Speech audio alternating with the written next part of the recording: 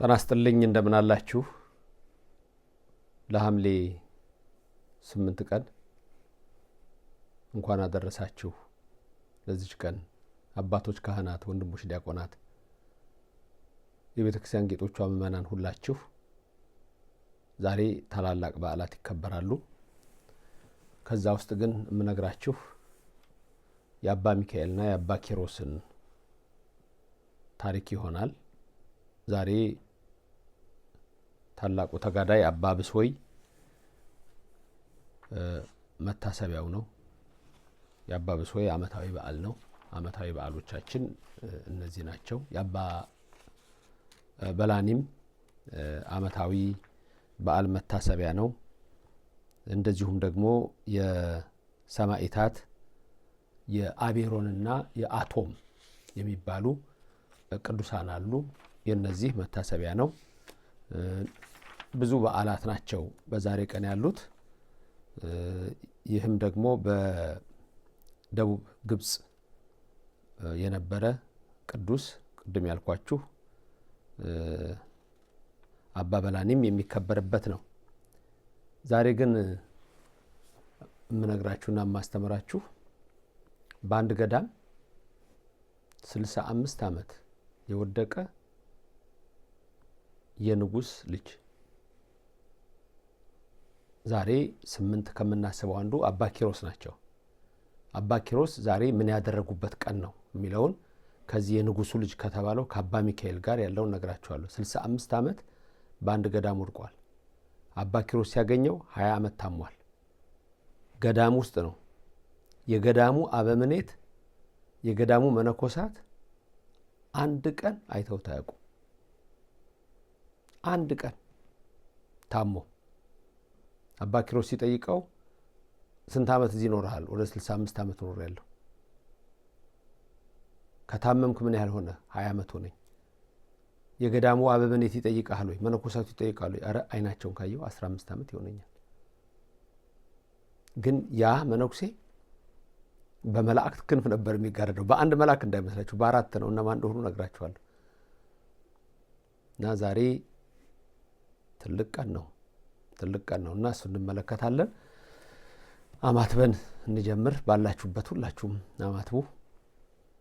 በስመ አብ ወወልድ ወመንፈስ ቅዱስ አሃዱ አምላክ አሜን። ሰማይን ያለ ምሰሶ ከነግሱ የዘረጋህ፣ ምድርንም በውሃ ላይ ያለ ካስማ ያጸናህ፣ ደመናን ያለ ድምፅ የምትመራው፣ አየርን ሳይታይ የምታስጉዘው፣ የሚታየውንም የማይታየውንም ሁሉ የፈጠርክ አምላካችን፣ አባታችን፣ ፈጣሪያችን፣ አዳኛችን፣ ጌታችን፣ ሕይወታችን አንተ እግዚአብሔር ከዘላለም እስከ ዘላለም ለስም አጠራርህ ክብር ምስጋና ይግባህ። በዚህ ያሉትን ልጆችን ሁሉ የሚሰሙትን ባርካቸው፣ ቀድሳቸው፣ በመንፈሳዊ በረከትም አክብራቸው። አብ ሆይ ማረን፣ ወልድ ሆይ ራራልን፣ መንፈስ ቅዱስ ሆይ ይቅር በለን። በቅድስተ ቅዱሳን በድንግል ማርያም ምልጃ ይቅር በለን። እመቤታችን ሆይ ያንቺን ልመና ከተማጸኑ አንድም እንኳ የተኮነኑ እንዳልተሰሙ አስቢ። ከአብ ዘንድ አማልጅን፣ ከወልድ ዘንድ አማልጅን፣ ከመንፈስ ቅዱስ ዘንድ አማልጅን። በዛሬው ዕለት የምታሰቡ ቅዱሳን አባቶቻችን፣ እናቶቻችን ሁሉ በረከታችሁ በሁላችን ላይ አድሮ ይኑር። የምንሰማውን ቃል ይባርክልን፣ ይቀድስልን። ወደፊት በጣም ብዙ ያሰብኳቸው ምነግራችሁ ታሪኮች ይኖራሉ። ዛሬ ግን ባጭሩ አባ ኪሮስና አባ ሚካኤል ስለ ሁለቱ የተደረገውን ነገር እንመለከታለን። በመጀመሪያ በገዳም መኖር ሃይማኖት ይፈቅዳል አይፈቅድም? ምክንያቱም የገዳምን ኑሮ የማይፈልጉ ሰዎች አሉ። ለምሳሌ በፕሮቴስታንት እምነት የሚከተሉ ሰዎች ገዳም ሙሉ በሙሉ አይቀበሉ። እምነቱም ሲጀምር ማርቲን ሉተር መነኩሴ የነበረ ነው የካቶሊክ። ካትሪንም መነኩሲት የነበረች ነች፣ ያገባት ሴት። ሁለቱም ቆባቸውን ጥለው ነው ከገዳም ወጥተው ከተማ ገብተው ተጋብተው የኖሩት። ይሄም አብነት ለመሆን ነበረ ማርቲን ሉተር ይሄን ያደረገው። በገዳም መኖር አያጸድቅም አያስፈልግም የሚል ነው። እግዚአብሔር ግን እንዳዘዘ መነኮሳት ባህታውያን በገዳም ጸንተው እንዲኖሩ የእግዚአብሔር ሕግ ሁሌም ይናገራል። በተለይ ዓለምን ትተው በዓለም ያለውን ነገር ንቀው መንነው፣ መነነ ማለት ናቀ ማለት ነው። በነገራችን ላይ ንቆ ሄደ ማለት ነው። መንነው ጤዛ ልሰው ድንጋይ ተንተርሰው ድምፀ አራዊት ግርማ ሌሊትን ታግሰው ከበረሃ ወድቀው እጽ ልምላሜ ከሌለበት ዋዕይ ከበዛበት ወድቀው የሚኖሩ ሰዎች አሉ። ልብስም አይለብሱም። ቆዳ ለብሰው የፍየልና የበግ ሌጦ ለብሰው የኖሩ ናቸው። ይህንን መጽሐፍ ቅዱስ ይደግፋል ወይስ አይደግፍም?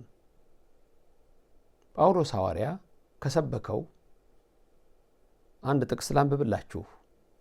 አምላካችን መንፈስ ቅዱስ በእኔም በእናንተ ይደር፣ ምስጢሩን የሚግለጽልን እግዚአብሔር አምላክ የነቢያትን ጉባኤ እንደባረከ የሐዋርያቱን እንደቀደሰ የሊቃውንቱንም እንደባረከላቸው የእኛንም ይባርክልን ይቀድስልን በልቡናችን የሚጻፍልን።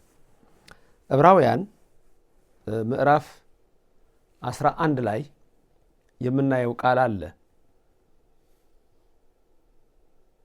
በሃይማኖት የተጋደሉትን ነገስታቱን ድል የነሱትን መንገዳቸውን ያገኙትን ትሩፋት የሰሩትን ተስፋቸውን ያገኙትን የአናብስትን ማፍ የዘጉትን የእሳትን ኃይል ያጠፉትን ከጦር አንደበት የዳኑትን በመከራቸው የጸኑትን በሰልፍ የበረቱትን የጠላቶቻቸውን ጭፍራ ያሳደዱትን እያለ ቅዱስ ጳውሎስ ስለ እምነት አባቶችን እየጠቀሰ ይሰብካል።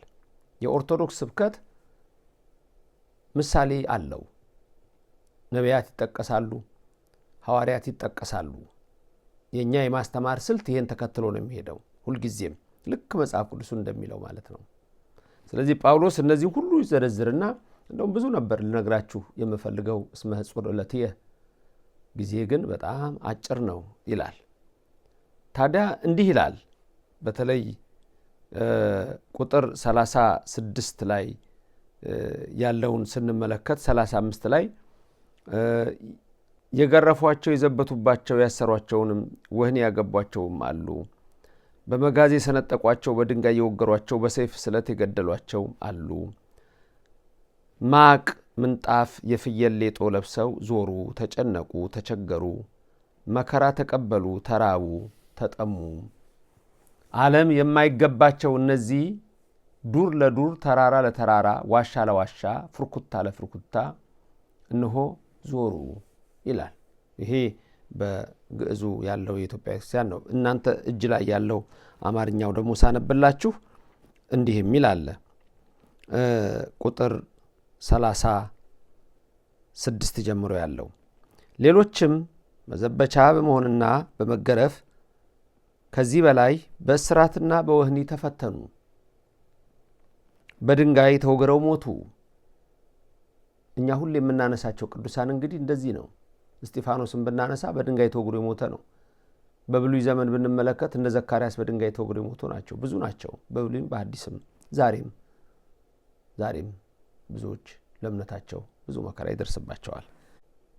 በመጋዝ ተሰነጠቁ፣ በሰይፍ ተገለው ሞቱ። ሁሉን እያጡ መከራን እየተቀበሉ እየተጨነቁ የበግና የፍየል ሌጦ ለብሰው ዞሩ። በገዳም የሚኖሩ አባቶች ናቸው እነዚህ። ዓለም አልተገባቻቸውምና ይላል ቁጥር 38 ዕብራውያን 11 ዓለም አልተገባቻቸውምና በምድረ በዳና በተራራ በዋሻና በምድር ጉድጓድ ተቅበዘበዙ። ይህ ማለት ዓለምን ትተው ሄዱ። ዛሬ አባ ኪሮስን የምናነሳው፣ አባ ብሶይን የምናነሳው፣ አባ በላኒን የምናነሳው፣ ሌሎችንም የምናነሳው፣ አባ ሚካኤልን አባ ኪሮስን አሁን እናነሳለን እንዳልኳችሁ በዚህ ቃል መሰረት ነው። የወንጌል ቃል ነው። ያላችሁን ሁሉ ትታችሁ ተከተሉኝ ያለው ጌታ። መስቀሉን ተሸክሞ የማይከተለኝ ለኔ ሊሆን አይገባውም አይደለም ያለው። እንግዲህ በእግዚአብሔር ሕግ ላይ ያለውን በመጽሐፍ የተጻፈውን ነው ኦርቶዶክስ የምታስተምረው። ክርስቲያኖች የነዚህ ሁሉ በረከታቸው በእናንተ በቤተሰቦቻችሁ አድሮ ይኖር።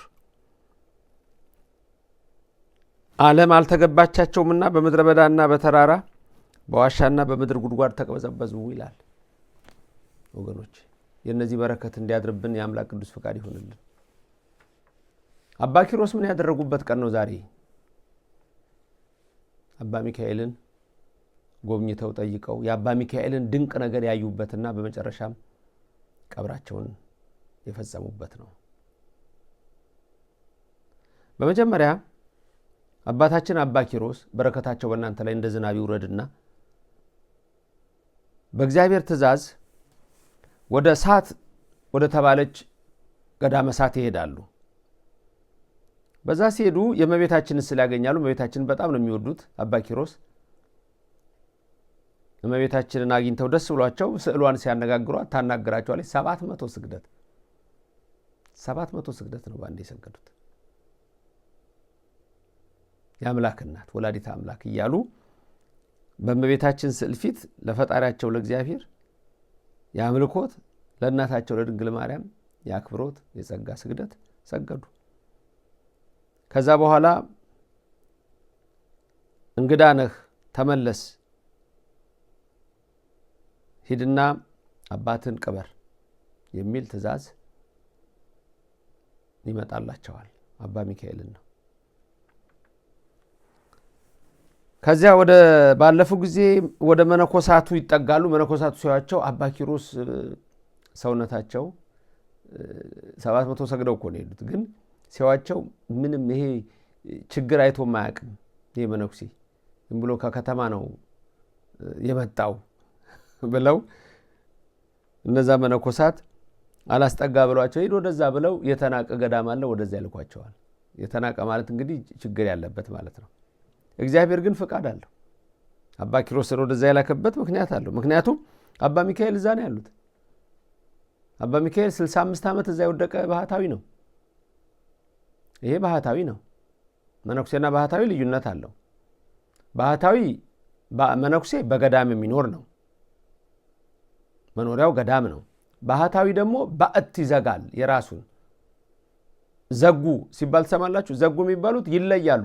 ከገዳሙም ከማህበሩም ኑሮ ወጥተው የሚዘጉ አሉ። እነዛ ባህታውያን ታህራሚያን ናቸው። ሰውም አያገኙም። አሁን አባታችን አባ ኪሮስ ወደ መስፈርስ ወደምትባል ወደዛች ደርሰው ለብዙ ጊዜ የታመመ በምድር ላይ የተጣለ ደሃ ሰውን አገኘ ይላል። ያ ግን አባ ሚካኤል ነው። ደሃ ሰው የተባለው መነኩሴ ነው። ደሃ ሰው ተመልከቱ። ስጀምር ምን ብያችኋለሁ? ደሃ ሰው አባቱ የኬልቄዶን ንጉሥ ነው።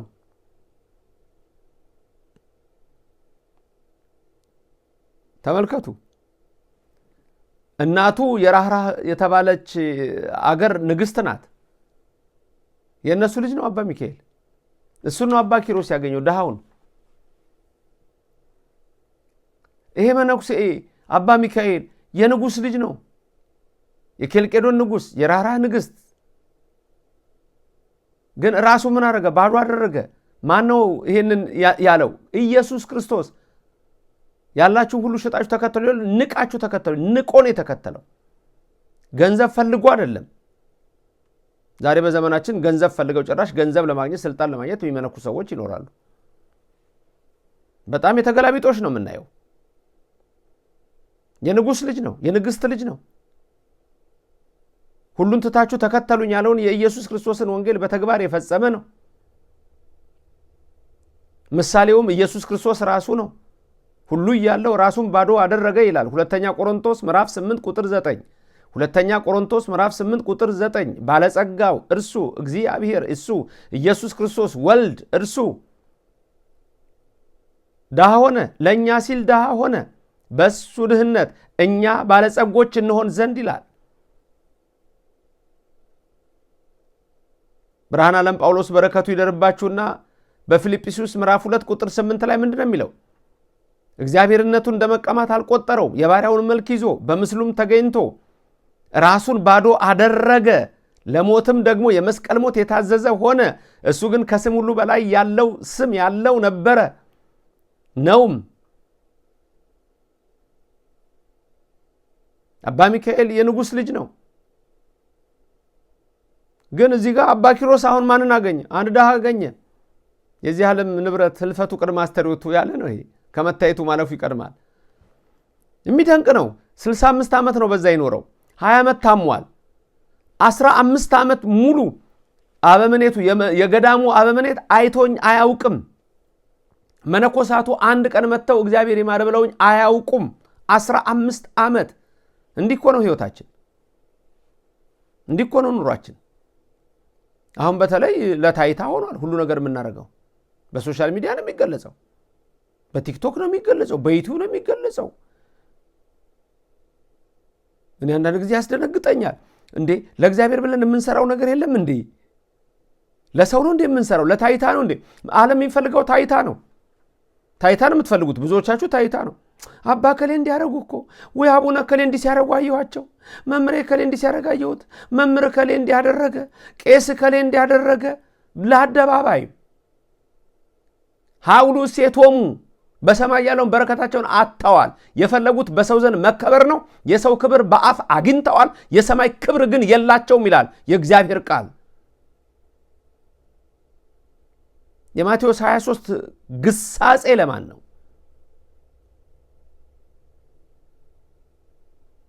የአባ ኪሮስ የአባ ሚካኤል በረከት ይደርባቸው። የነዚህ ይደርብን። እንግዲህ የና አባ በሶ የና አባ በላኒ በረከታቸው ይደርብን። የነዚህ ሁሉ ቅዱሳን ወገኖች። አባ በላኒ ቄስ ነበረ፣ ጥሩ ቄስ፣ የተባረከ ለእግዚአብሔር አድሮ ገንዘቡን ሁሉ ትቶ እንሆ ለድሆችና ለችግረኞች ሰጥቶ ወደ እንዴናው ከተማ ሄዶ ክብር ይግባውና በጌታችን በኢየሱስ ክርስቶስ ስም በመኮንኑ ፊት ታመነ። መኮንኑም ጽኑ የሆነ ስቃይን አሰቃይቶ ነው መስዋዕት የሆነው። የዚህ ሰማዕት በረከት በእኛ ላይ ይደር። የዚህ ካህን የዚህ ቄስ ንብረቱን ሁሉ ትቶ ቄሱ እንኳን ሳይቀር። አባ ሚካኤል ደግሞ የሚደንቅ ነው። አይተውት አያውቁም። ግን አንዳንድ ጊዜ ታማችሁ ሰዎች አይተዋችሁ የማያውቁ ሰዎች ንቀዋችሁ ጥለዋችሁ በቃው ብለዋችሁ እግዚአብሔር የማይተው እግዚአብሔር አለ። ልንገራችሁ፣ የማይተው እግዚአብሔር አለ። ያንን ድሃ ሰው አገኘ። ሲያየው ደነገጠ። ያንን ድሃ አየውና 4 መላእክት አየ። አባ ኪሮስ የበቃ ነው። ስለዚህ መላእክት ነው ያለ። የሚገርመው በዚህ ድሃ በራስጌው በኩል ሊቀ መላእክት ቅዱስ ሚካኤል አለ። በግርጌው በኩል ሊቀ መላእክት ቅዱስ ገብርኤል አለ። በቀኙ በኩል ሊቀ መላእክት ሩፋኤል አለ። በግራው በኩል ሊቀ መላእክት ሳዳካኤል አለ። ታዲያ መነኮሳቱ ጠየቁት አልጠየቁት? ተመልከቱ።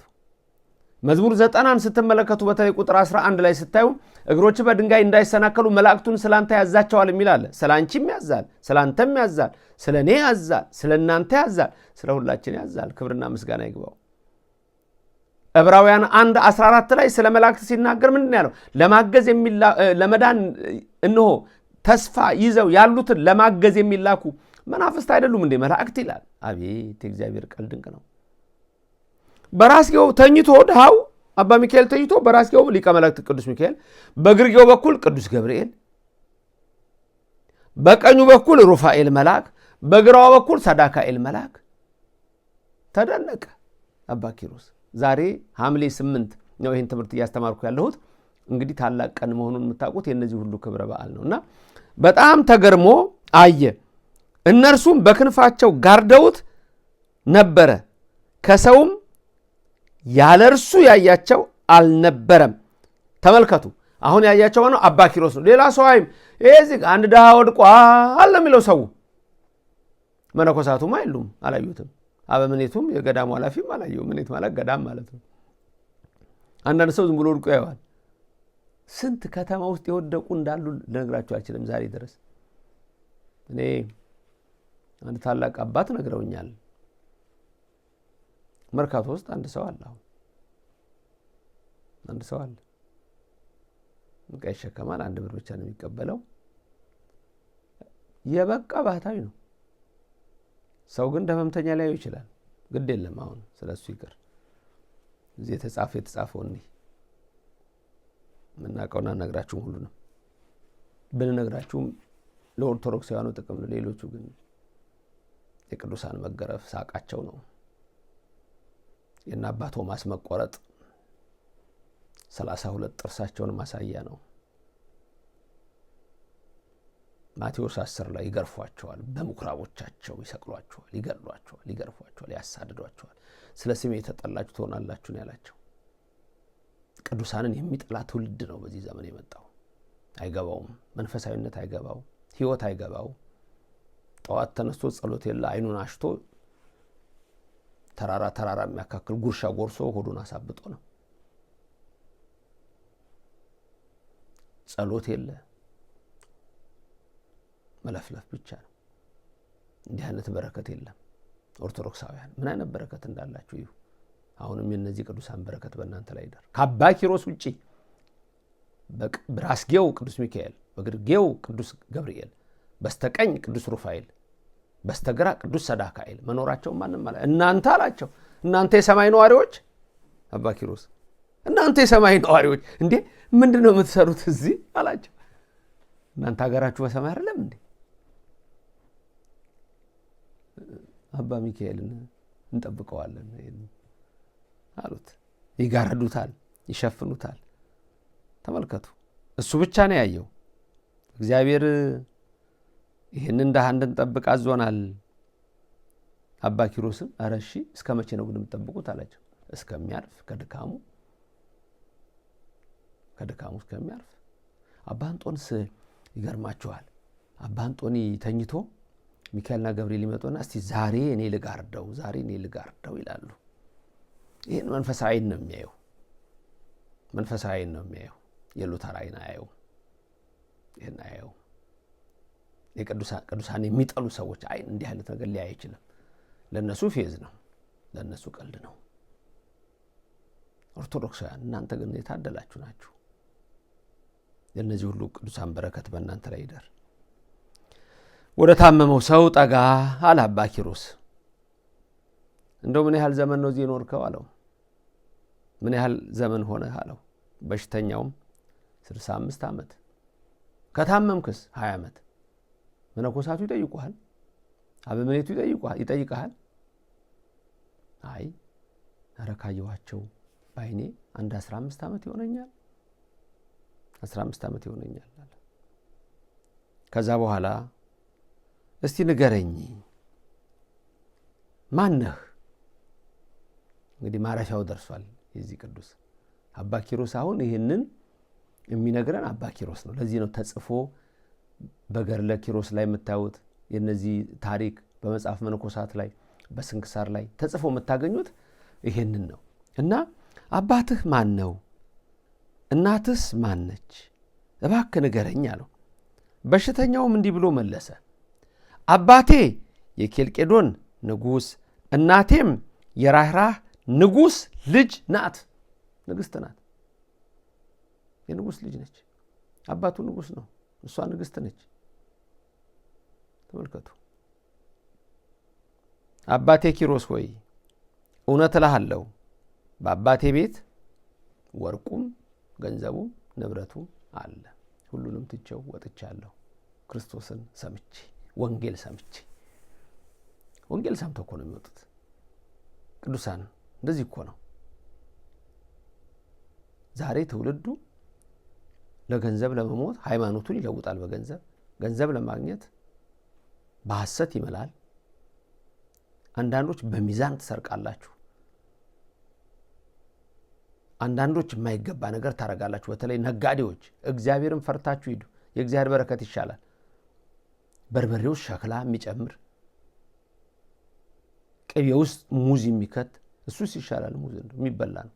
ጤፍ ውስጥ ሳጋቱራ የሚከት እንደዚህ አይነት ትውልድ ነው የመጣው።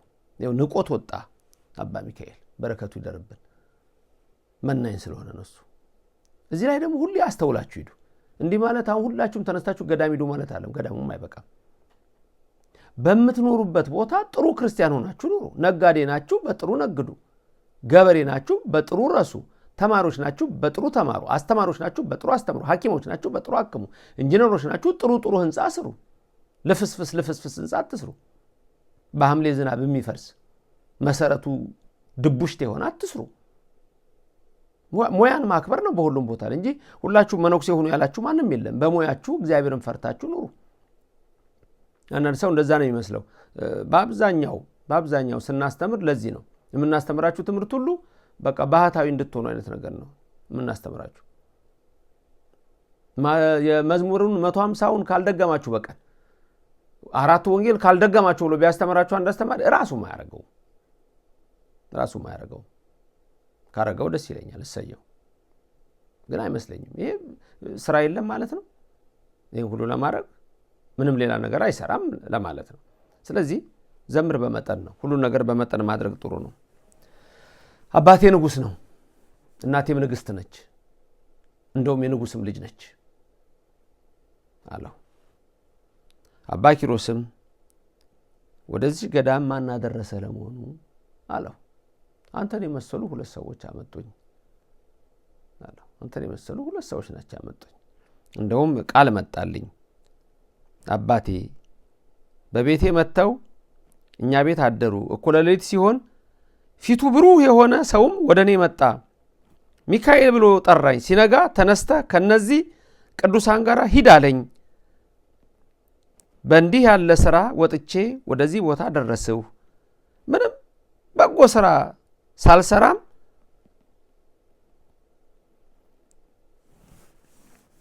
ይሄው እነርሱን ሆነሁ እዚህ አለሁ አለው።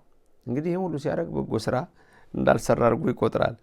አባ ኪሮስም እኔ አጽናናሃለሁና ወንድሜ ሆይ ስማ።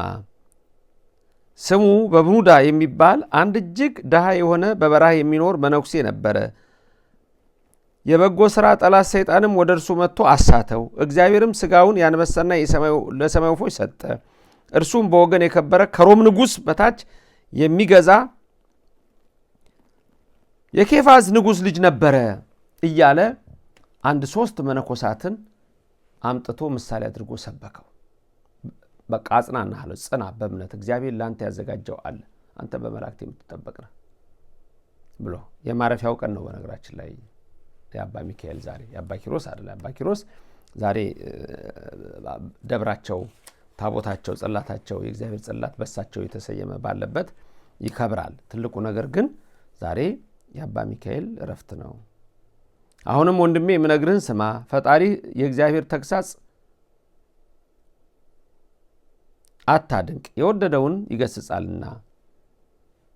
ያም በሽተኛ ድሃ መነኮስ እውነት ነው፣ ለእኔ ይገባኛል፣ ስለ ኃጢአቴም ይህን ተቀበልሁ ብሎ መለሰ። ይህንንም ብሎ ዝም አለ። ያሳዝናል። እንደዛም ሆኖ እግዚአብሔር ይመረኛል ወይ ብሎ ነው የሚያስበው። ትህትናቸው ይደንቀኛል። በጣም የሚገርመው የትህትና ነው። እግዚአብሔር ደግ ነው። እንኳን እነሱ እኔ ድናለሁ፣ እናንተም ትድናላችሁ። ተመልከቱ።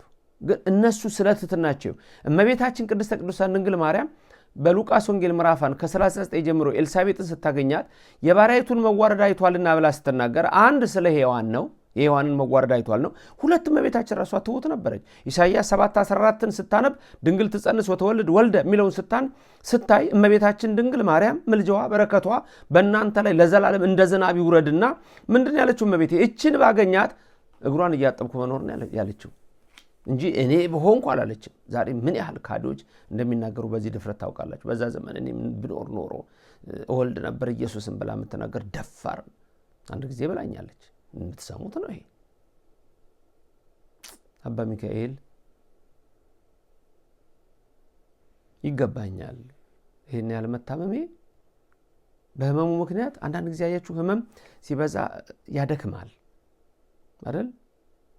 አሁን ኢዮብ እግዚአብሔር ሰጠ እግዚአብሔር ነሳ እያለ ግን አይሰማውም አይደለም፣ አላለቀሰም አይደለም፣ አላዘነም አይደለም። ምንድነው የተወለድኩባት ቀን የዛን ቀን እንደው ወንድ ሊተወለደ በተባልኩበት ቀን ምን ነው በእናቴ ማህፀን ውሃ ሆኜ በቀረው እስከሚል ድረስ። እስቲ ይሄ መነኩሴ አባቱ ንጉስ እናቱ ንግስት ከዛ ወጥቶ 20 ዓመት ሙሉ ሲታመም ወድቆ ለክርስቶስ ያደረገው ነው። ላጽናናን የመጣሁት አለው አባ ኪሮስ። 20 ዓመት ግን ታሞ እኮ ሚካኤል በራስጌው፣ ገብርኤል በግርጌው፣ ሩፋኤል በቀኙ፣ ሰዳካኤል በግራው ነበሩ። አንዳንድ ሰዎች ስትታመሙ እግዚአብሔር የረሳችሁ ይመስላችሁ ሰዎች አላችሁ። ትቶኛል እግዚአብሔር፣ ረስቶኛል እግዚአብሔር። አንዳንዴ እንደ ራሔል አለ በዚህ ሰማይ እግዚአብሔር በእውነት አለ የሚያስብል ነው። ልክ ናችሁ፣ ያስብላል። ሞት ይሻለኛል አላለም እንዴ ዮናስ? ራስ መታት አለችው። ትንሽ ራስ መታት ብትነሳበት ቅጠሏ ከላይ ትል ተበልታ ኧረ ከዚህ ሁሉ ብሞት ይሻለኛል እስከሚል ድረስ። ኤልያስ ብቻዬን ቀረው በቃ ውሰደኝ እስከሚል ደረጃ ድረስ ሰዎች ብዙ ነገር ሊመጣ ይችላል። ግድ የላችሁም፣ በዛ አስተሳሰባችሁ አይክፋችሁ። አባ ኪሮስ እሱን ነው የሚነግረን ዛሬ። ተጽናኑ፣ እግዚአብሔር ለእናንተ ያለዋል። ይሄ መነኩሴ ስለሆነ በዚህ ህይወቱ እንዲያልፍ ነው። እናንተ ግን እንደ ኢዮብ በዓለም ስለምትኖሩ ነገ ታሪክ ተለውጦ የጎደለ ሙሉ ይሆናል፣ የጠፋው ጥፍ ይሆናል። ያርግላችሁ፣ ይደረግላችሁ። አሁንም ወንድሜ የምነግርህን ስማ፣ የፈጣሪህን የእግዚአብሔር ተግሳጽ አታድንቅ፣ የወደደውን ይገስጻልና። ያን በሽተኛ ድሃ መነኮስ እውነት ነው ለእኔ ይገባኛል፣ ስለ ኃጢአቴም ይህን ተቀበልሁ ብሎ መለሰ። ይህንንም ብሎ ዝም አለ። በዚያ ሰዓትም ያን በሽተኛ በሞት ያሰናብተው ዘንድ አባ ኪሮስ ወደ እግዚአብሔር ጸለየ። ጸጥ አለ። አባ ኪሮስ አሁን ነፍሱን ውሰድ አለ። እግዚአብሔር መጥቶ ከገነት ዕፅ ቀበለው፣ አሽትተው አለው። ሲያሸተው አባ ሚካኤል ነፍሱ ወጣች። የሚያሳዝነው እነዛ ጠይቀውት የማያውቁ መነኮሳት አበምኔት ቀብር ላይ መጡ ይሆን? ይገኛሉ ቀብሩ ላይ። አንድ ድሃ ነው አይሞተው። የታውቃሉ ሚካኤል እንደነበረ ከሱ ጋር? የታውቃሉ ገብርኤል እንደነበረ? የታውቃሉ ሩፋኤል ከሱ ጋር እንደነበረ? እንዴትስ ይረዳሉ ሰዳካኤል ከሱ ጋር እንደነበረ? የሥጋ አይን ብቻ ነው ያላቸው፣ መንፈሳዊ አይን የላቸው። መነኩሴ ስለተባለ ብቻ ይጸድቃል ተብሎ የሚታሰብ የለም። ያውም በ8ኛው ሺህ ካህን ስለተባለ ይጸድቃል የሚባል የለም። እንደ አባ በላኒ ካልሆነ ለእግዚአብሔር ካልታዘዘ። አባ ኪሮስ ጸለየ። ጌታችን ኢየሱስ ክርስቶስም በድንገት መጣ። እልፍ አላፋት መላእክትም በዙሪያው ሆነው ከእርሱ ጋር ነበሩ። ለጻድቃን ሞገሳቸው ንጉሳቸው የሆነ አምላካችን እናመስግነው፣ ለችግረኞችም ተስፋ የሆነ አምላካችንን እናመስግነው እያሉ ይዘምሩ ነበር። ጌታችን ሲመጣ እልፍ አላፋት መላእክት ከእሱ ጋር ሆነው ይዘምሩ ነበረ። ወይዘምሩ ወይሴብሑ እንዘ ይብሉ ሃሌሉያ ለአምላክነ ንጉሶሙ ወሞገሶሙ ለጻድቃን ሃሌሉያ ተስፋሆሙ ለምንዱባን። ተመልከቱ፣ እንዲህ እያሉ ያመሰግኑት ነበር። አባ ኪሮስም ባየ ጊዜ በምድር ላይ ሰግዶ ጌታዬ ፈጣሪ ሆይ ወደዚህ ምን አመጣህ አለ። ጌታችንም ምን ያህል እንደምወድህ የመላእክት ሰራዊት ያውና ያውቁ ዘንድ ይችን የገነት ተክል አበባ ከእጅ ወስደህ በዚህ በሽተኛ በፊቱ ላይ ጣል አለው። አባ ኪሮስም ያንን ከጌታችን ከኢየሱስ ክርስቶስ ተቀብሎ በአባ ሚካኤል ፊት ላይ ያደረጋት። አባ ሚካኤልም እነሆ ነፍሱን ሰጠ። አባ ኪሮስም እያደነቀ አለቀሰለት። 65 ዓመት ሙሉ ወደቀ። 20 ዓመት ሙሉ የታመመ የንጉስ ልጅ አባ ኪሮስ እኮ ራሱ ይሄን ሁሉ ካየ በኋላ ወድቆ እኮ ሲጸልይ ባንገቱ ላይ ሳር ሳይቀር የበቀለበት ነው። ይደንቃል።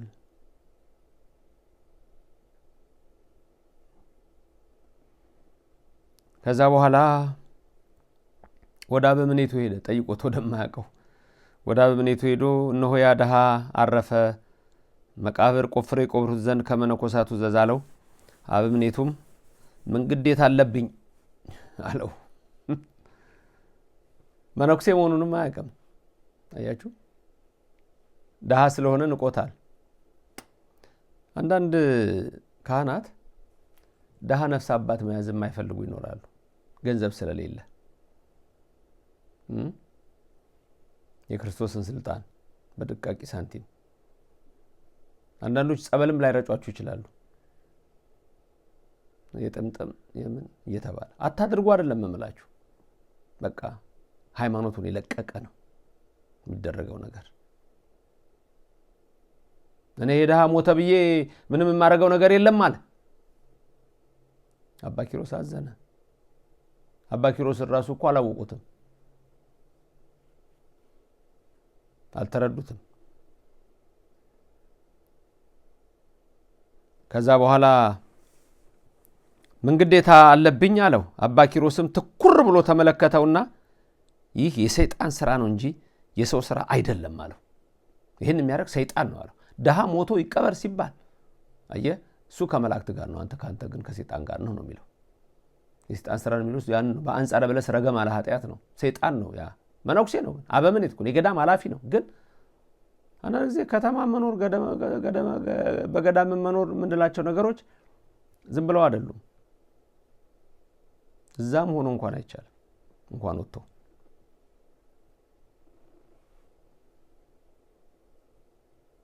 ስላስጨነቀው 7 መነኮሳትን አዘዘለት። እነርሱም ማይጠንታቸውን ይዘው ተነሱ። ማይጠንታቸውን ይዘው መጡ። ተው የእናንተን ማይጠንት ሰው አይፈልግም፣ የሚያጥኑ አሉ ሌሎች አላቸው። መላእክቱ አሉ። ተውት ማይጠንት ዝም ብሎ ቆፍሩና ቅበሩ።